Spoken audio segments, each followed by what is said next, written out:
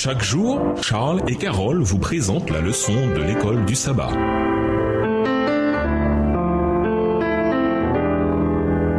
Bienvenue dans votre émission. Dieu nous parle. Nous voilà à la leçon de mardi. Être agréable à Dieu? Comment le Dieu de l'univers peut-il prendre plaisir en de simples humains qui ne sont que des masses indistinctes de protoplasme sur une planète minuscule, au sein de ce qui est probablement un univers infini? Comment les humains peuvent-ils compter autant pour l'être suprême, lui qui est tout-puissant et qui n'a besoin de rien? On peut analyser ces questions sous deux aspects. D'abord, comment Dieu lui-même peut-il éprouver une grande joie?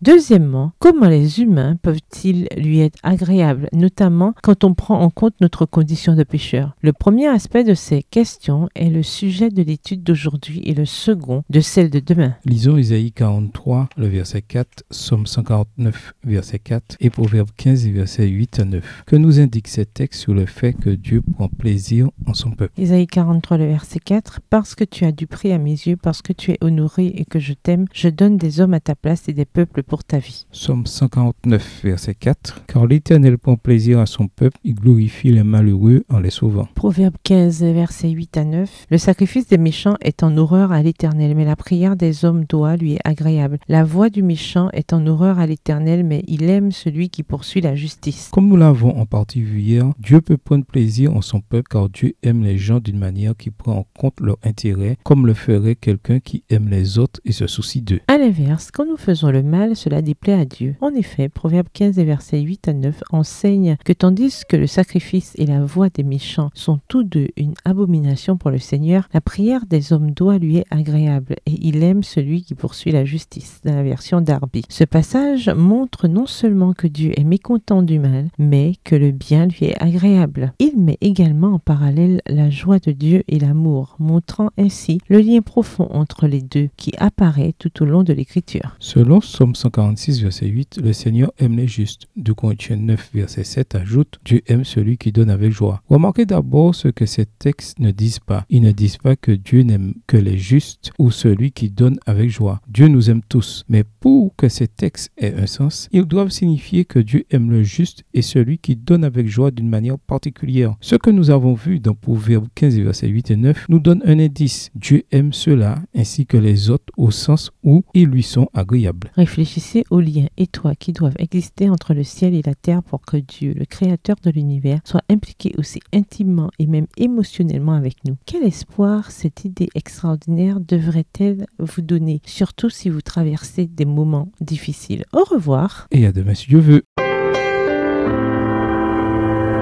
Dieu nous parle. Chaque jour, Charles et Carole vous présentent la leçon de l'école du sabbat.